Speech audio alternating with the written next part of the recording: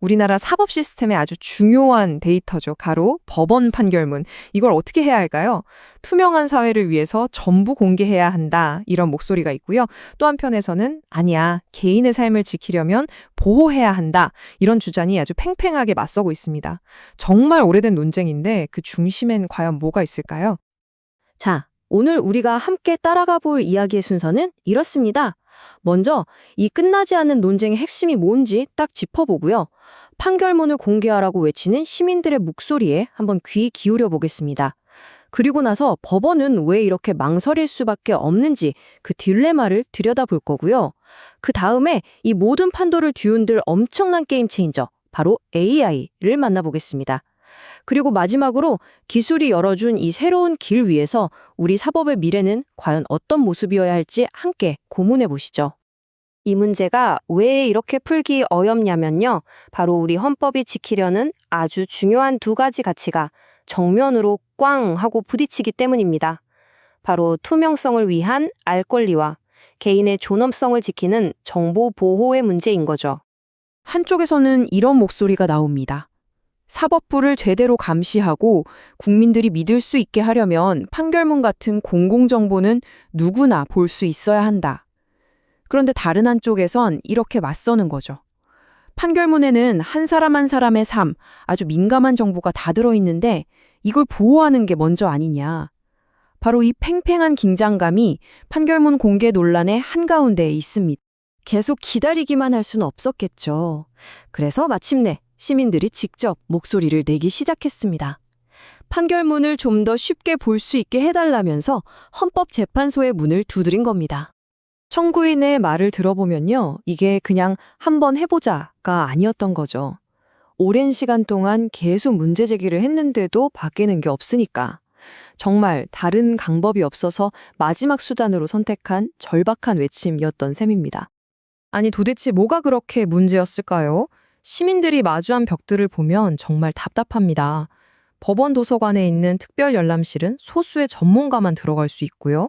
옛날 판결문들은 그냥 그림 파일이에요. 글자가 아니니까 시각장애인들은 아예 읽을 수가 없죠. 또 한 건 볼 때마다 내는 1,000원. 이것도 연구하는 사람들한테는 정말 큰 부담이고요. 심지어 검색 시스템마저 너무 불편해서 쓰기가 힘들다는 말이 계속 나왔습니다. 만약에 이 답답한 벽들만 허물 수 있다면 우리 사회가 얻을 수 있는 게 정말 많습니다. 우선 사법부를 투명하게 들여다볼 수 있으니 국민들의 신뢰가 높아지겠죠.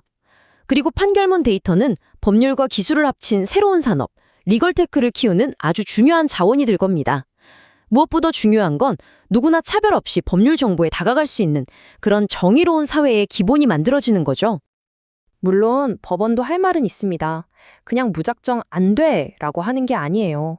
개인정보를 보호해야 하는 아주 중요한 책임감, 그리고 어마어마한 양의 데이터를 처리해야 하는 현실적인 문제와 씨름하고 있는 겁니다. 법원의 고민은 크게 네 가지로 볼 수 있습니다. 첫째, 피해자나 가해자의 아주 민감한 사생활을 어떻게 보호할 것인가? 둘째, 이 정보가 혹시 스토킹이나 불법적인 비톡촉 같은 나쁜 일에 쓰이면 어떡하나? 셋째, 사건이 끝나고 평범하게 살고 싶은데 내 이름이 인터넷에 영원히 박제된다면 생각만 해도 끔찍하죠? 바로 이 이칠 권리를 지켜줘야 한다는 겁니다. 그리고 마지막으로 수백만 건이 넘는 판결문을 일일이 익명 처리하는 이 엄청난 작업량, 이게 현실적으로 가능한가 하는 문제입니다. 그래서 법원이 계산을 해봤더니 지금 있는 인력만으로 과거 판결문을 전부 익명 처리하려면 얼마나 걸릴 것 같으세요? 자그마치 76년입니다. 76년이요.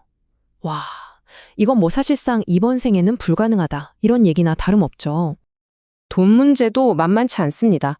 판결문 한 건을 사람이 직접 검수하는 데 드는 비용이 약 8,000원 정도로 추산된대요. 이게 수백만 건이라고 한번 생각해 보세요. 그야말로 천문학적인 액수가 필요한 겁니다.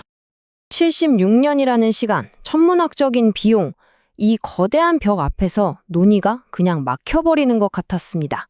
그런데 바로 그때 이 모든 판을 뒤집을 게임 체인저가 나타납니다. 네, 바로 인공지능 AI 기술입니다. 자, 그럼 다시 한번 물어보죠. 정말 76년이나 걸릴까요?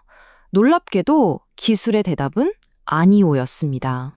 이 막혔던 상황을 뻥 뚫어준 해결사가 등장하는데요.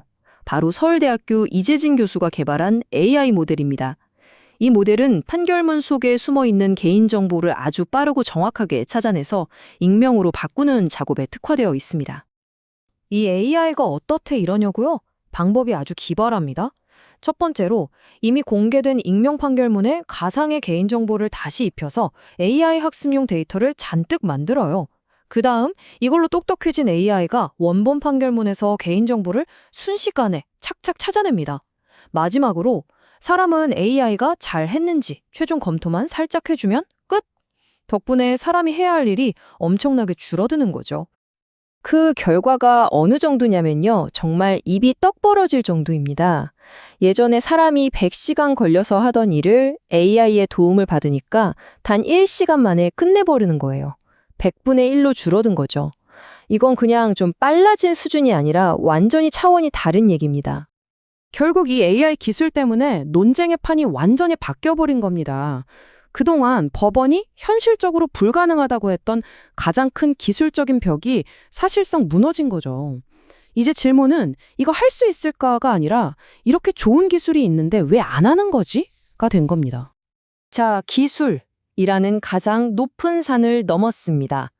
이제 우리 앞에는 마지막 관문이 남아 있어요. 이건 기술의 문제가 아니라 바로 우리, 사람들의 문제, 제도의 문제입니다. 한 시민사회 활동가가 이런 말을 했어요. 법원이 혼자서 다 하려고 하니까 이런 문제가 생긴다. 이 말이 정말 문제의 핵심을 꿰뚫고 있는 것 같습니다. 이 어마어마한 일을 사법부 혼자 짊어지게 할 게 아니라 이제는 다 같이 힘을 합쳐야 할 때라는 거죠. 앞으로 우리가 만들어가야 할 모습은 이런 협력 모델이 아닐까요? 사법부는 원본 데이터와 법적인 감독을 책임지고 정부는 예산과 행정 지원을 해줍니다. 기술 전문가들은 최신 AR 기술을 계속 발전시키고 리걸테크 산업은 이걸로 멋진 서비스를 만들죠. 그리고 시민사회는 이 모든 과정이 투명하고 공정하게 진행되는지 지켜보는 우리 모두가 파트너가 되는 겁니다. 기술은 이미 문을 활짝 열었습니다. 이제 그 문을 통과해서 앞으로 나아갈지 말지는 우리 모두의 의지에 달린 거죠. 판결 데이터는 더 이상 법원만의 것이 아닙니다. 우리 사회 전체의 소중한 자산입니다. 이 자산을 어떻게 투명하게 공개하고 또 안전하게 활용할 것인가, 이 제도적인 결단을 내리는 것, 어쩌면 바로 지금이 그 골든타임이 아닐까요?